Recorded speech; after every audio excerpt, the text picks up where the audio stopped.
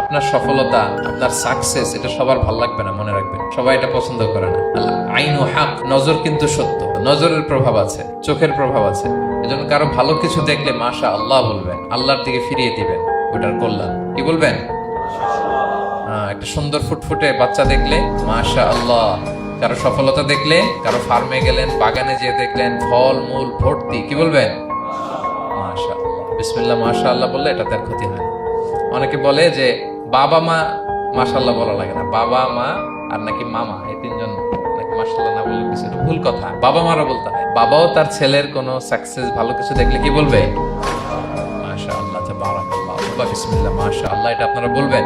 ধরেন যে আপনি কোন একটা প্রোগ্রামে বসে আছেন, আপনার পাশে যে বসে, আপনি তার দিকে এরকম 10 মিনিট তাকায় আছেন, কোনো কথা ছাড়া শুধু তাকিয়েই রইলেন। তার কি ভাল লাগবে বলেন?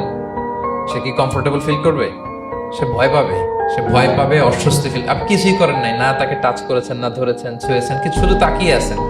দেখেন নজরের কি প্রভাব। আল্লাহ আইন হক, নজর সত্যি। এজন্য কারো সাকসেস দেখলে আমরা সবসময় যেন মাশাআল্লাহ বলি। মাশাআল্লাহ ঠোঁটের সাথে মিলিয়ে রাখবেন। ভালো দেখলে কি বলবেন? মাশাআল্লাহ, মাশাআল্লাহ, বিসমিল্লাহ মাশাআল্লাহ, মাশাআল্লাহ, তাবারাকাল্লাহ, এটা বলবেন।